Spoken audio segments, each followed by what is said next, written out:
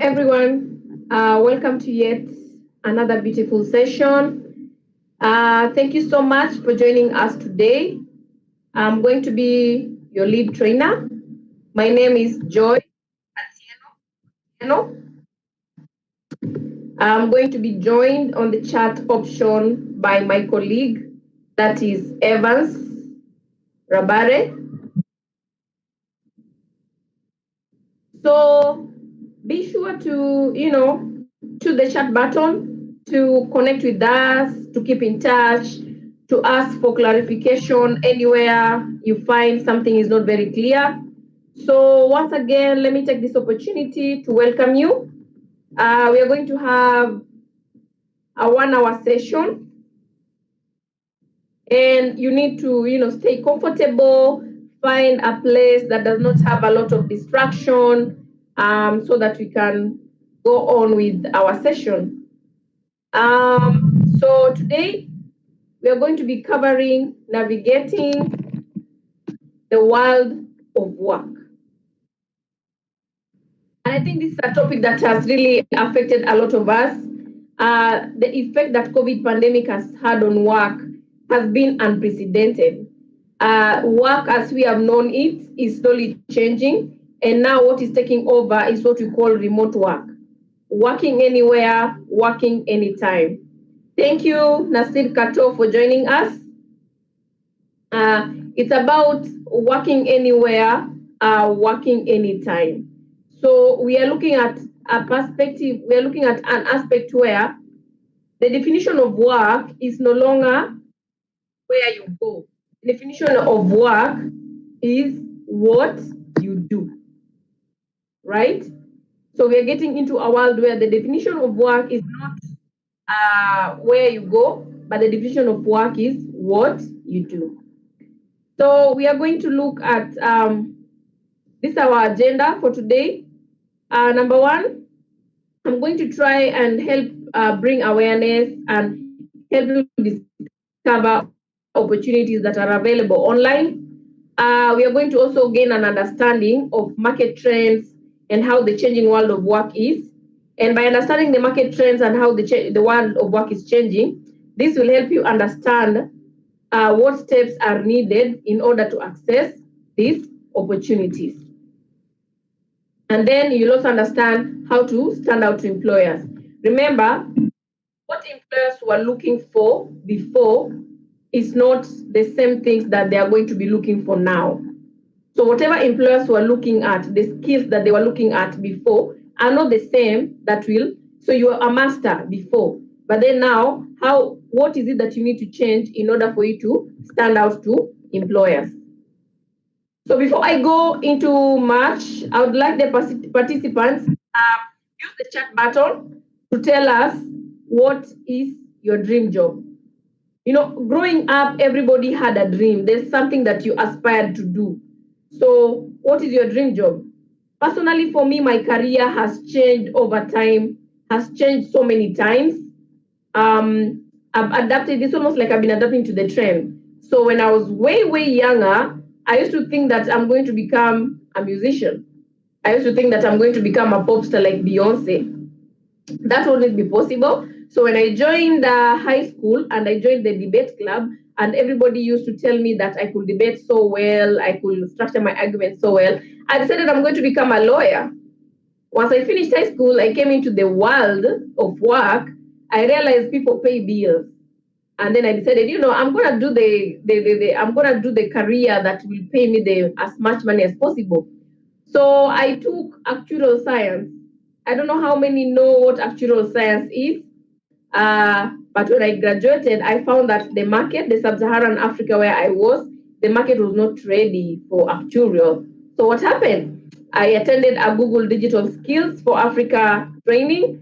I received the great news and gospel of digital marketing and digital literacy, and that's how my journey began. From there on, I'm a digital marketer, but I also pay it forward by training people on digital skills.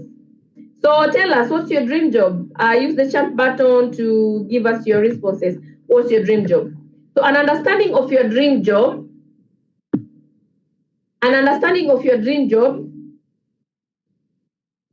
So an understanding of your dream job will always influence how you look at the online world of work. So understanding what you want to become, what you aspire for, guides you when you're going online. Because remember, the online environment has opened the world to a lot of opportunities. So we live in an increasingly connected world. And as much as the internet has opened us to a lot of information, it has also opened us to a lot of equal measure. So then understanding and starting identifying what it is that you want to achieve with your life, and that's what we call exercising your skill, aggregation skill. Aggregation skill is your ability to combine your experience, your skills, both formal and informal, your experiences, your recent activities, and your talents to come up with something that describes exactly what you want to become. So there have become many opportunities for people to connect with work that they can be passionate about. So the online world opens up a world where you can choose to do something that you are passionate about and you're talented in. And what does it mean to go online? When you talk about the online world of work, what does it mean to go online? So Agasha Antinet says, I'm learning law and that's my dream job. Yeah, Agasha, I was there some time back. I really, really wanted to become a lawyer. And I don't know why I lost the dream on the way, but I'm excited for you. Hashim Saleh says, my dream was to be a doctor, and suddenly I turned to law. It happened. And now aviation industry is my inspiration. Like I told you my story, I have pivoted so many times, from wanting to be a Beyonce to wanting to be a lawyer to taking actuarial science at grad school, now being a digital marketer. So there is no shame in pivoting. And you pivot according to the market trends. So when you talk about online world of work, when you go online, most of the time in my sessions, young people will say going online refers to putting on your data bundles, which is very fine. When you put on your data bundles, you're connecting to the internet. And the internet is simply a combination of billions of digital devices. Sorry, guys. Let me just. So for the internet, it simply means a combination of billions of digital devices located around the world and connected via cables and wire signals. So the internet, you cannot see it. It's what you call, sometimes people call it net. It's a network of networks. And this one is made possible by internet service providers. So we have local internet service providers who make it possible for these devices, computers, laptops, smartphones, to connect to each other, making that communication possible, forming a worldwide virtual net of sorts. So some of the internet service providers in Africa that are very famous, we know MTN, we know Safaricom, we know Airtel, and there's so many others that have got into that space. So these are the people who allow us to go online by providing internet services. So the coming of the digital age has affected how we do a lot of things. It has affected how we relate to each other. It has affected how we learn, even education. And now it is affecting how we conduct work. And remember, I keep on saying, the world we are living right now in is not about keeping down an 8 to 5 job. It's not about keeping down an 8 to 5 job. The world we are living right now is about doing a job faster and efficiently and moving on to the next one, what we call a gig economy. And once we move on into when we are in the new normal, the new world of work, we are not looking at work as a place where you go. It is not the building. It is not your desk. It is not the office. Work is what you do. And that is the new normal of work. And that's the kind of mindset that employers are looking for out there. So we use the internet to browse websites, to find additional information. And I think all of us, if you're on this channel, you have used a search engine to find information in one way or another. Then communication has been made so easy on email, on instant messaging apps like WhatsApp, on social media, or using short messages, short messaging services. You can communicate at the touch of a button to across the world, to all the four corners of the world. And then it also helps us find new opportunities. You stumble upon information, new information every other day that helps you improve yourself. And there's so much more. And let me give you an example. Most of us, when you take your phone and then you put on data, especially when you're bored, when you take your phone and then you put on data, you almost usually do it subconsciously. You don't even realize that you've done it. And then you just keep on scrolling. How many have found themselves, mindlessly scrolling on social media? You don't even know what you're doing, but you're just scrolling. So we find entertainment. And most of us nowadays, when you get bored, the easiest thing is for you to reach for your phone and then start scrolling.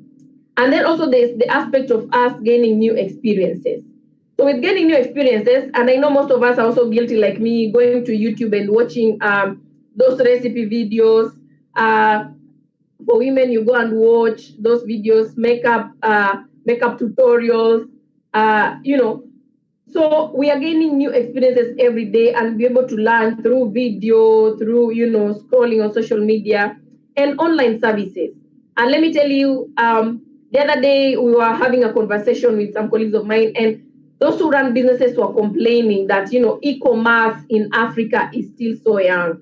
That you might put price on a product, but still people come to the comment to ask you how much. They keep on asking you for discount. But that's the market that you're dealing in. But if you look at the trend, online services and e-commerce is on the rise. Look at banking. Nobody goes to the brick and mortar building. Nobody goes to the physical bank. People do everything from opening an account to deposit to withdrawals to saving. Everything is done online. From grocery shopping, very few people are going to their local retailer. Telemedicine is on the rise. So there is no career that is safe. There are those people who used to say, okay, I'm a doctor, I'm safe, I don't need technology. Probably I run my butchery, my small butchery, I don't need digital skills. But it is soon catching up and very fast. And that's what we call the new world of work. So one of the tools that helps in making the efforts of finding jobs and job opportunities online easy are search engines. And I know we have used search engines, and most people confuse between search engine and a web browser. So most people usually confused because the moment you load a browser, first thing that appears is the search engine button. So, but there's a difference. The search engine is a web-based tool that enables searchers to find information on the internet. And the browser is now the software that allows the search engine to run, right? So I see more people joining us. Isaac is joining. Hello, Isaac. Welcome to the session today. Kato says, my dream was to be a dentist, but ended up as a social worker. It happens. Most of us have changed our careers so many times, and there is no shame about it. So the difference between a search engine and a web browser is that you need a web browser for a search engine to work, right? So search engines are in the business of matchmaking. You know the work of a matchmaker? You are trying to get the most relevant information, almost an exact match to what searchers are finding or what searchers are looking for. So that's the work of search engines. And examples of search engines are like Google. Google is a search engine. There is MSN Search. That's Microsoft Search. There is Bing. There is Yahoo. There is Yandex. There are so many. But I know most of us are conversant with the Google search engine. So now at this point, I'm going to pose another question. How many of us have ever used a search engine to look for opportunities online? How many? So just use the chat button. Just use the chat button to answer the question. How many of us have ever used, and did you find an opportunity?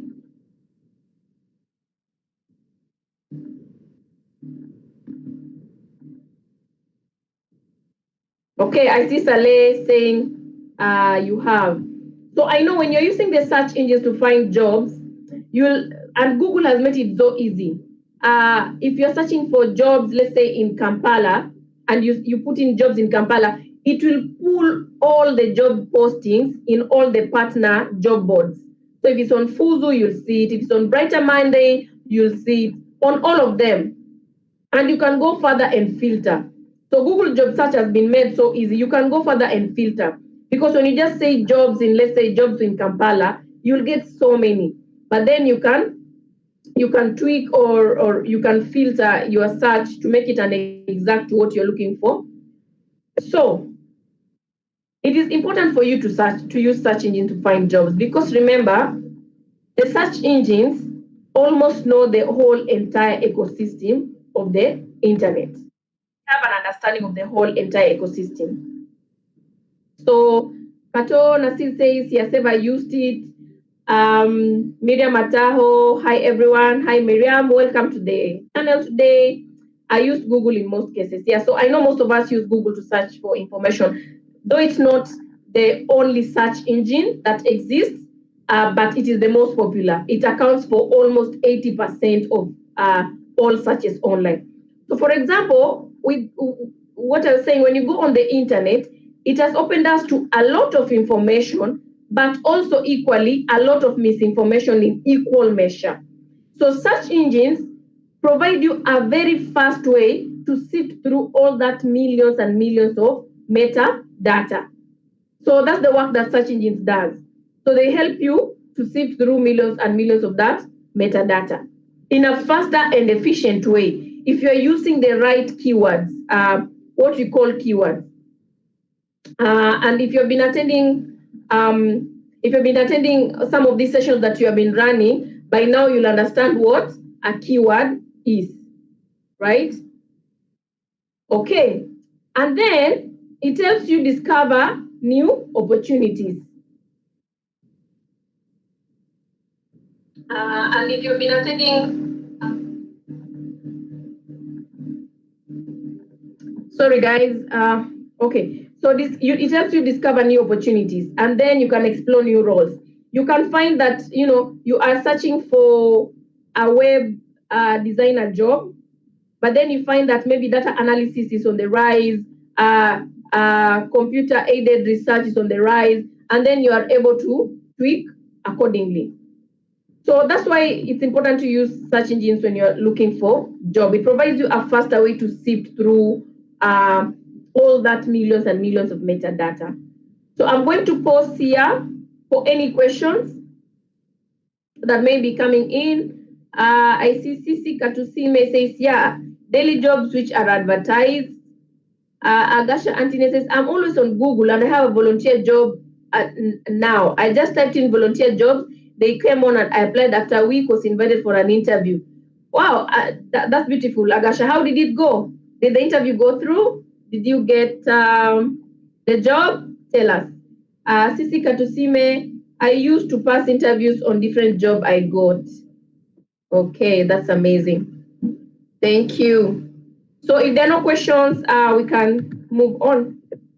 So now that you have seen the tools that you can use, we need to explore now the changing world of work. When we talk about the changing world of work, we are talking about the new normal. Initially, we know in an office setup, you'll go to your physical office, you can hold meetings in your boardroom, you can sit in an open space with your colleagues and chat and whatnot. But in the current world we live in, the post-COVID world, we have seen a rise, an exponential rise, which will continue happening. There's an exponential rise in what we call remote work, people working in distributed teams. And I know most of us were used to that communal kind of working. You come in office, you sit down together around a desk. But then with the new normal, people working in distributed teams, then the question is, what skills do you think employers want as we go into the future?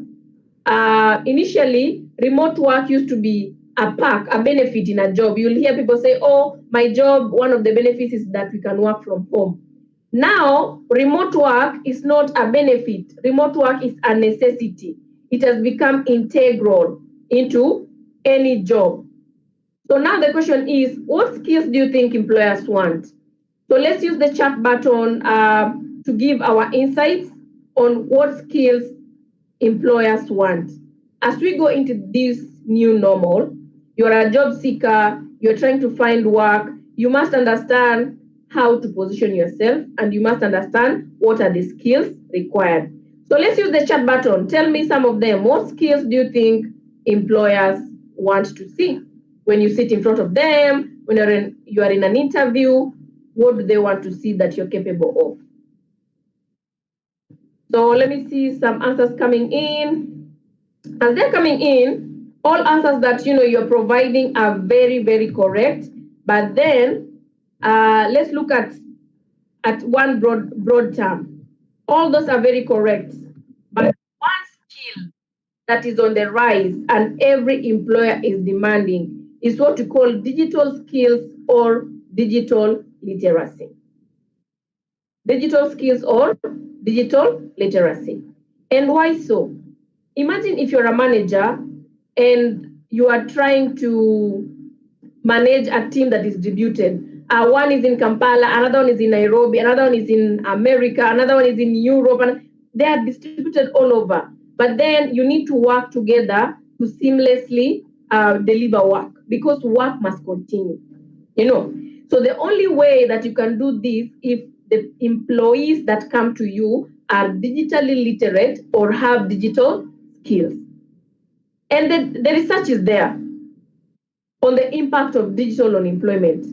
45% of businesses had employees with technical knowledge in 2019. So you will see most job descriptions, if you are trying to apply for jobs recently, I see people are bringing the answers. CC says, I think the most skill is being confident. And yeah, CC, you need to be very confident. It speaks into your ability to deliver the job. Moses Nyongesa says effective communication skills, very, very important. You must be able to communicate clearly, clearly and to the point. Use very few words, use few sentences, but still communicate the message. Katona says interpersonal skills. Yes, interpersonal skills come in handy when you're working in a team and you need to. So all those answers are correct, but digital skills are becoming very, very important. Very, very important. Last year alone, 45% of businesses hired employees with technical knowledge. And if you're applying for any job right now, you'll find that in every job description, they will say you need basic computer skills, maybe around spreadsheets, maybe how to use email, maybe how to use Excel. Every job description will have that sentence. So it simply goes to show you that digital skills is becoming an integral part of you getting employed. Then research further shows that 50% of jobs will require some degree of technological skills by the year 2021, and 75% will require digital skills by the year 2030. That's just 10 years away. 50% will require these jobs already at the moment, not even will require. Already at the moment, 50% of jobs require some degree of technological skills. Okay, so you have to have that in mind that, if you are lagging behind, you're not catching up, then change will catch up with you and will change you. So there is an issue that is going on, especially with our formal education, especially in sub-Saharan Africa. The education in sub-Saharan Africa is still very theory-based. Most of the curriculum, was maybe last revised when you are not born.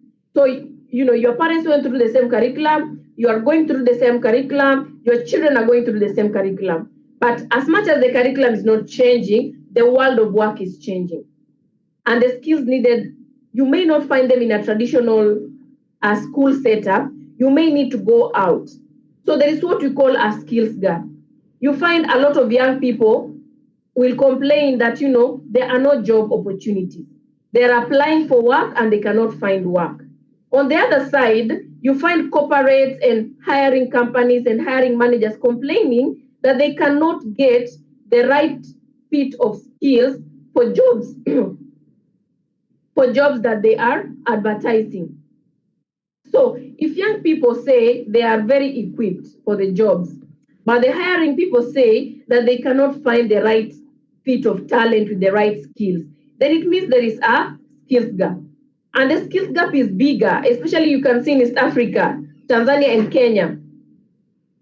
30 to 40% of young people do not have the necessary skills. Skills around using collaborative tools. Are you able to work with collaborative tools like Google Forms, like Google Sheets? Are you able to write an email correctly with the right format? Are you able to use Excel? They're just very basic digital skills that make a difference. And you need to understand where employers are coming from. Why are employers insisting that the people they hire should have some form of digital skills? Number one, innovation and creativity. Businesses have realized that people who are digitally literate or have digital skills usually come with a unique sense of innovation and creativity. And innovation is around being able to help the employer automate certain processes. So are you able to create an Excel sheet that will automate some calculations, so that you don't have to employ somebody else for data entry? Are you able to work with things like machine learning and artificial intelligence to help automate certain processes so that the business can cut down on human capital costs? And creativity. People who can use tools like Adobe Photoshop, people who can run a YouTube channel, they are able to help the business create or tell their stories in a creative way. So businesses already know, yeah, you come in and you're supposed to be a receptionist. But beyond a receptionist, what else do you bring to the table? Can you create a website from a template, a website builder? Can you create graphic design from using tools like Canva? What else do you bring on board? What is that extra advantage that you carry? And then businesses realize that people who are digitally literate can be able to access tools to advance their skills and continuous learning. So there are platforms like Open University and MOOCs. A MOOC stands for Mass Open Online Courses. So people who are digitally literate, you don't need to pay for them money to go and do a master's or a degree. There are people who can self-develop themselves because they can access all these tools online. The other aspect why businesses are valuing digitally literate people is because of speed of communication. Remember, we said over the internet, communication has been made easy. By the touch of a button, you can communicate with anyone in any corner of the world within just a few seconds. You send an email, you send an instant message, they're able to see it. So you're able to help fasten the rate of communication within the organization. And then also ease of collaboration. And this is one of the skills that you really need to flaunt, collaborative skills. And collaborative skills comes from you being able to use collaborative tools. How many of us are able to work with Google Forms? How many of us are able to work with Google Sheets? And you're able to share it with multiple people so that they can help you. So those are the kind of skills that people are looking at. Collaboration. Are you able to work effectively in a distributed team? And do you have the skill to work with these collaborative tools, right? So those are some of the things that you need to start looking at. Now, so we may be talking about this, navigating the new world of work, and maybe you're saying, but your field does not require all this. The field that you work in, your industry, your sector, does not require digital skills in any form or shape. Let me give you an example. For a long time, we have had this hypothesis and facade that teachers and doctors are safe from digital skills because they do not require it. But slowly, especially like with the education sector, we are moving beyond the age where we needed a sage on the stage. Did you see what I did there? Okay, we move on. So we are moving beyond an age where we need a sage on the stage. You don't need a teacher standing in front with a chalk. Education, we have seen, is now moving away from being school-centric to learning-centric. And we have seen with the lockdown due to the corona pandemic what has happened, the way the education sector has fumbled and is still trying to find its footing. When education needs to, or learning needs to happen anywhere,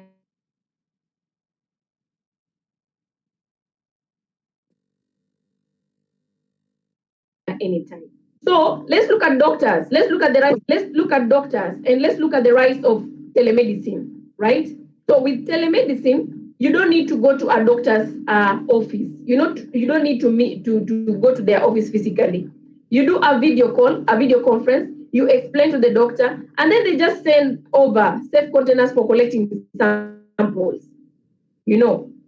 So as much as you may think you are safe, but you may not be really as safe as you are. So let's look at, let's have a discussion on the chat button. Which industries do you think require digital skills? Which ones? Is there an industry that does not require them? Is there an industry that requires more of it? So let's have some answers on the chat button. Monica Keirenga says, in effective communication, you must be brief and clear of what you're talking about. That is true. That's what we call effective communication.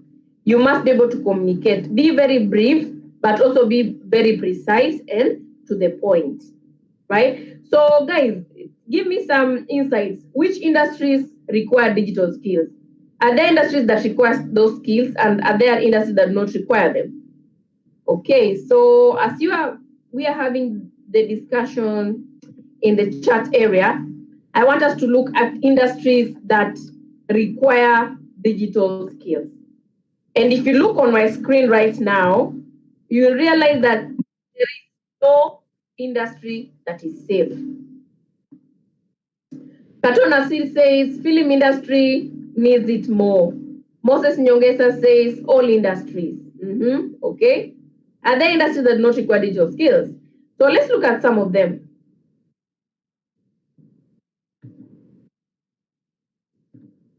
So these are the industries that require digital skills. Marketing. Marketing, as we have known it, is quickly fading. If you're still using traditional channels of marketing, I think your business will soon become extinct. Talking about it in past tense. I can see more answers coming in. Cheirenga Monica says communication industry. Yeah. Hashim says transport industry require digital skills, i.e. Uber, Safe Border, Bolt, and so on. Tourism industry, Monica Cheirenga says. Okay. David Busulwa says no industry doesn't require digital skills, but people, relations, and confidence are very key. Yeah. So I totally agree with David Busulwa says. There are those things that are very pertinent to human beings that may not be replaced by machines anytime soon. Things like empathy, things like customer care. There's a way you just empathize with customers, and they have that robots can never do that. Machine learning can never do that, right? So yeah, I totally agree. There's some aspects that can never be replaced. So marketing, for example, if you're still, so let me ask those joining the call today, how many can recall the last time you took a newspaper and read? How many? The last time you took a newspaper, you bought with your money a newspaper and read it. So if at all you're not buying a newspaper, you yourself, why would you want to put your business advertisement in a newspaper that people are not reading? TV, how many people even watch TV? Because the prime time,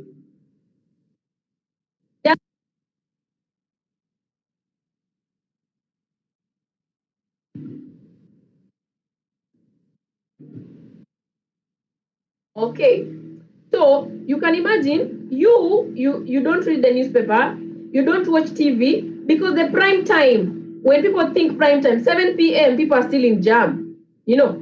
So marketing, digital marketing is the way to go. A lot of people are spending more and more time on their phones, on their laptops,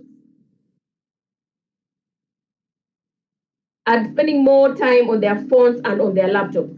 So we see that there are 714 million SIM cards in Africa, meaning those are 714 million people connected. Financials, the brick and mortar banks are being phased out. So you see many people doing online banking, what we call internet banking. You can open an account, you can deposit, you can withdraw, you can get a checkbook. Hospitality and leisure. There is no industry that was hardest hit by the COVID pandemic than the hospitality and leisure industry. Hotels had to be closed. You know, initially, hotels used to be the home for conferences. But ironically, we have lived in an age where conferences were replaced and they started taking conferences were happening online and hotels were closed. So if you're working in the hospitality industry, you need to start asking yourself, do you need to go into the delivery business? You know, you need to start do more deliveries. How do you position yourself for the new normal? Healthcare, telemedicine is on the rise. So even doctors are not safe.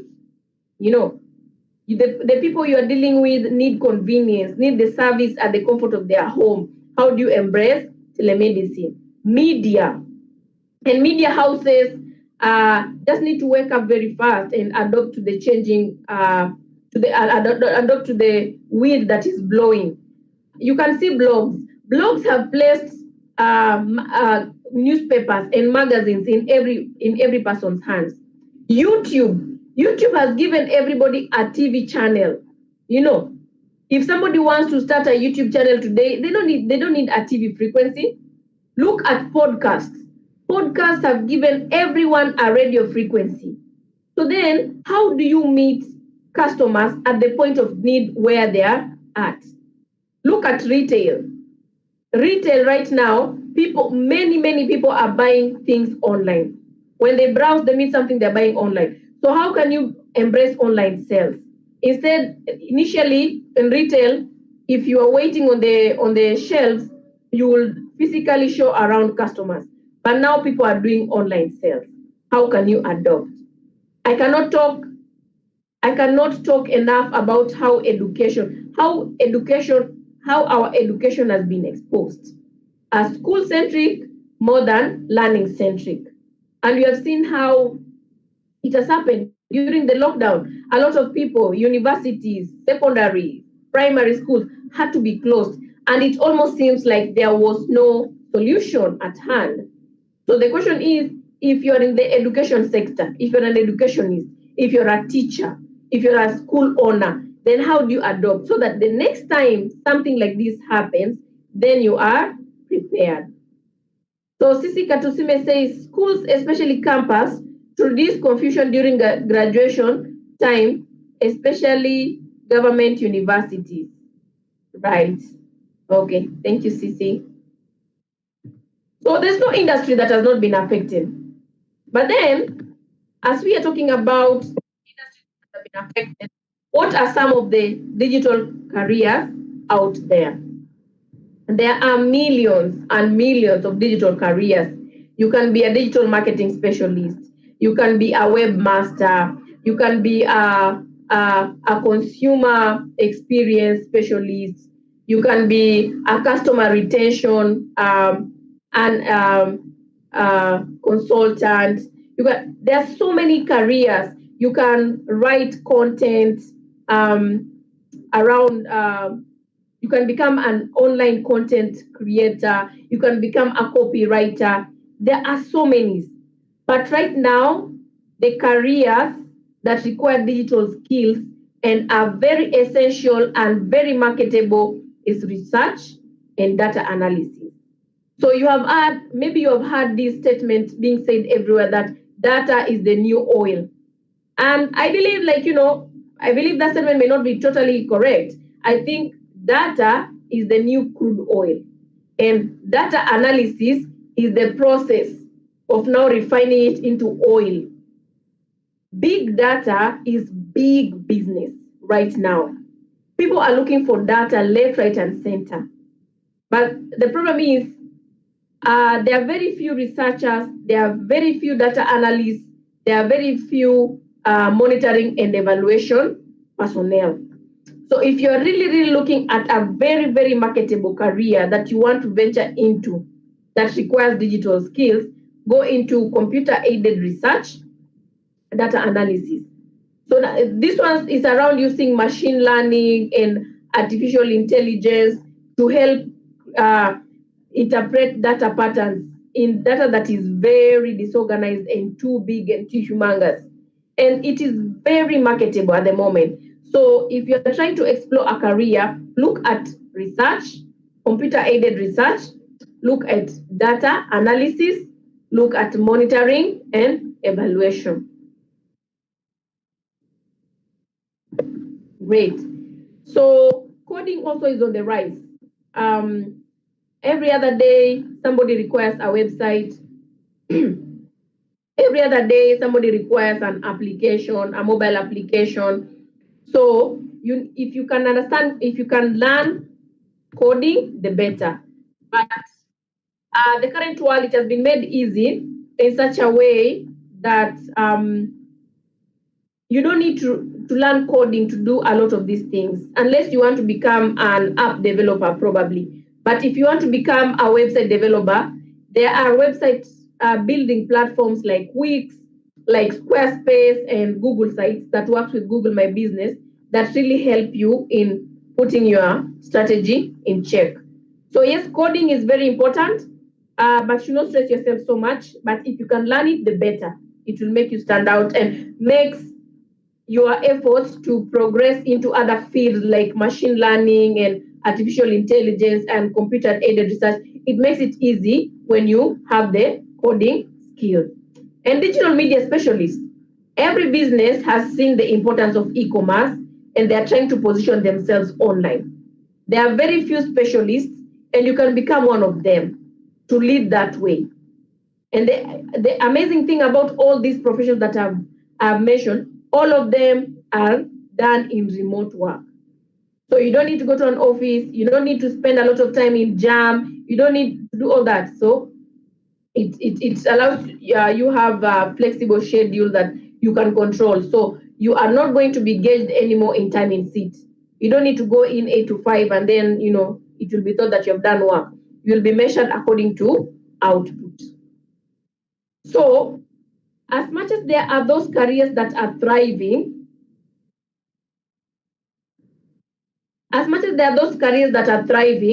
there are those now that are evolving.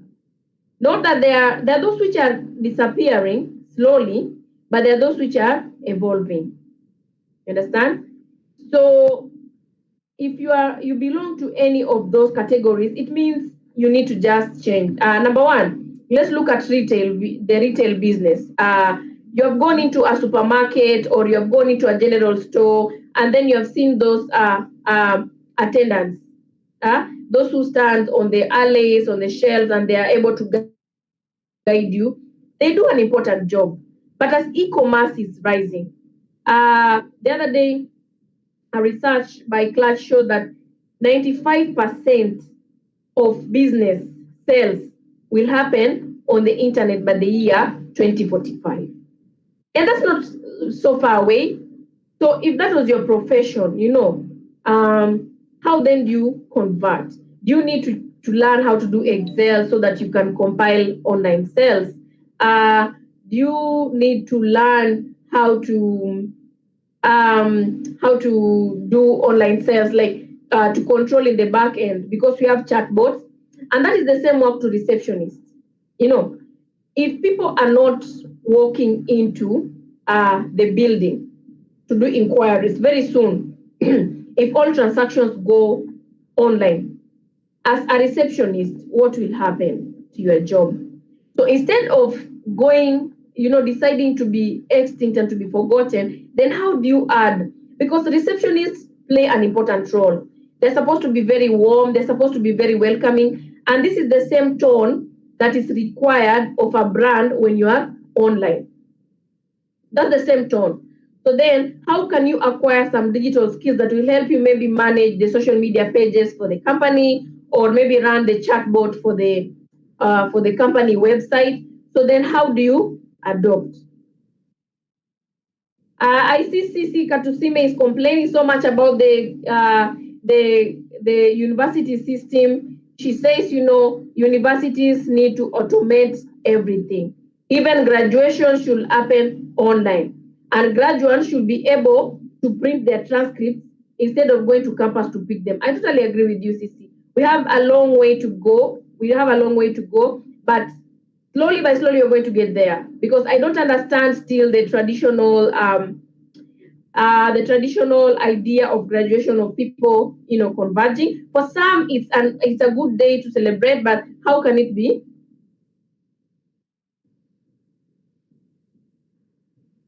How can it be made better? So, Kato Nasir, you can try to refresh your your your channel and then join in again. I hope you can hear me now. So, what does it require for you to start a career online? What does it take? No? What does it take?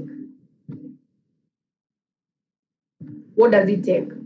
What are the qualifications? Are there any minimum qualifications? So, for you to start a career online, there is no limitation by qualification. Like I told you, myself, I did actuarial science in university. But right now, I'm a digital strategist and also a digital marketing trainer. So, my degree did not determine. Uh, with digital careers, it's all about interest and passion. Because I keep on saying this, there is no traditional university or college or tertiary institution that you'll go to that you will comprehensively get these skills. These are skills that you'll have to struggle and build by your own. And it's even better for guys who are trying to start out now. For some of us who are trying to start out back in 2015, 2014, there were very, very limited resources. But for now, there's a lot of resources if you want to start a digital career. Platforms like Udacity, Udemy, Open University, they have really helped Skillshare. They have really helped to bring content close to you to create to start a digital career. And all are welcome. You don't need a background in marketing. I never did marketing at any point in my life, but now I'm into digital marketing and digital strategy. You don't need to know marketing. You don't need to know computer science. You don't need to have an undergraduate in computer science or an undergraduate in marketing for you to get. So for you to get digital, everyone is welcome, no matter the background.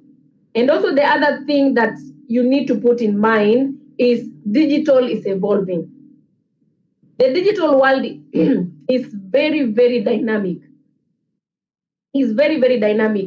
You need to keep up with the changes. You need to keep up with the changes every time. Every time. You must be on top of your game. You must keep on reading. You must keep on researching. You must get into an ecosystem, into a community that will help you to keep abreast with all the changes. So I'm going to post there again and take some questions. I don't know if you have any questions. Um,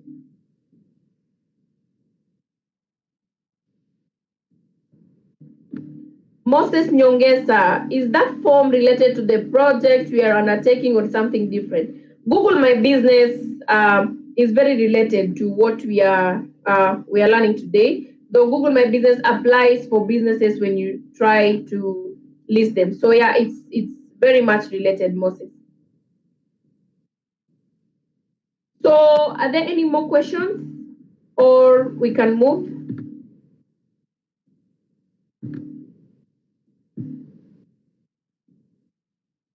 Okay, if there are no questions, then we can continue. So how do you then stand out to employers? How do you then stand out to employers in this new world of work?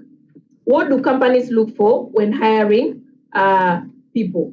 All those answers that you gave, communication, you must have critical thinking, you must have problem solving, innovation, creativity. All those are very correct, but then we can broadly categorize them into four.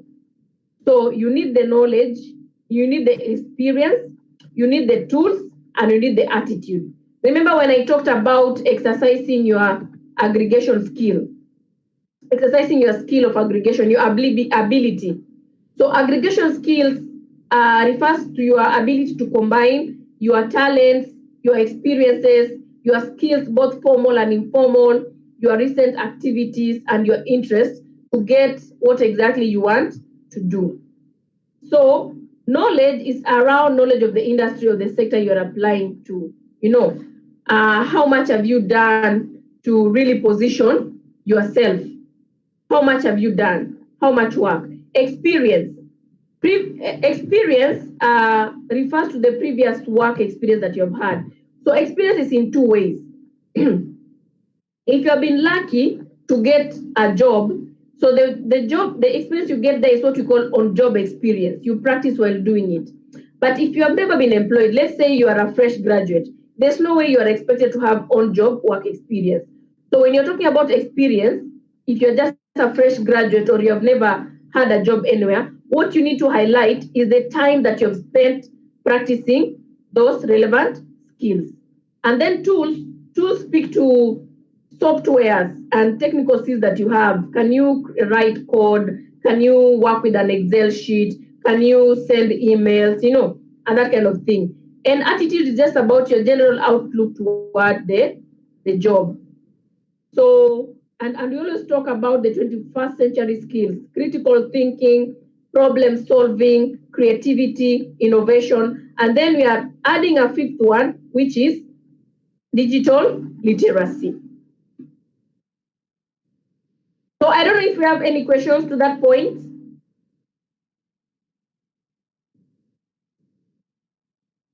Are there any questions to that point, guys?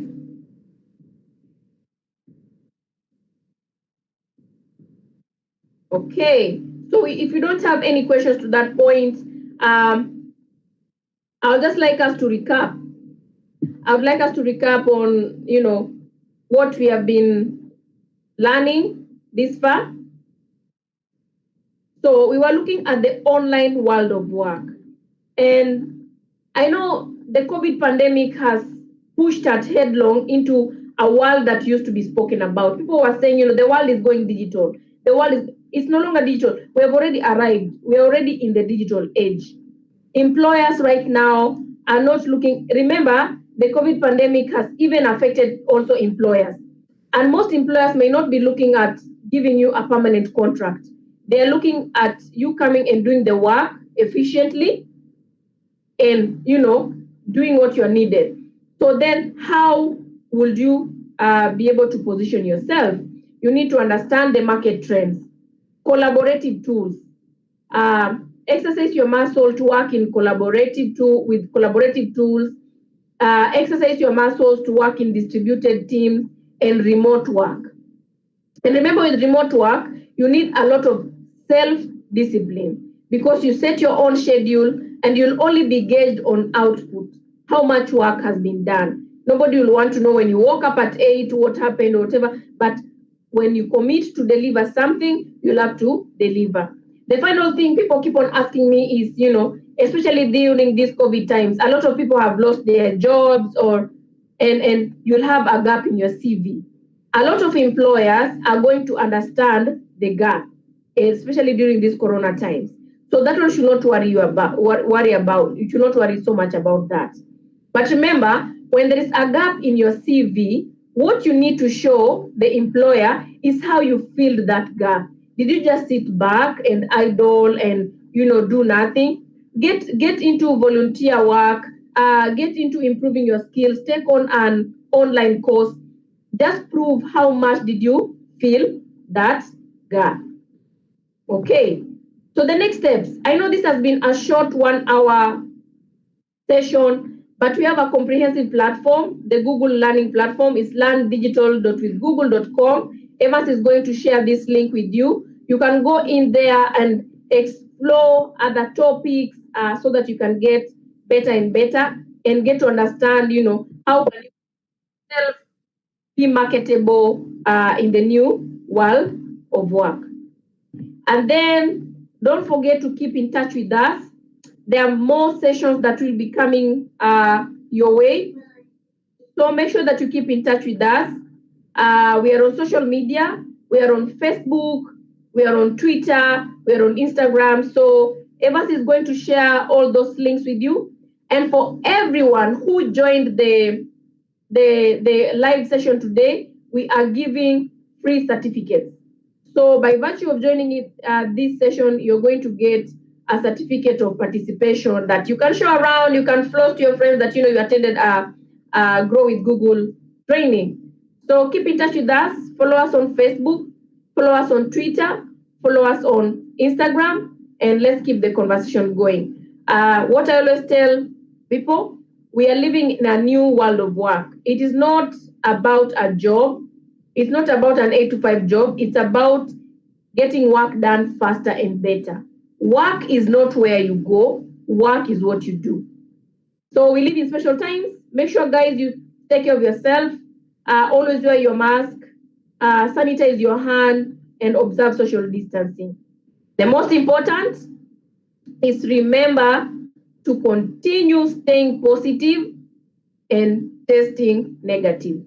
Thank you so much, guys, and bye.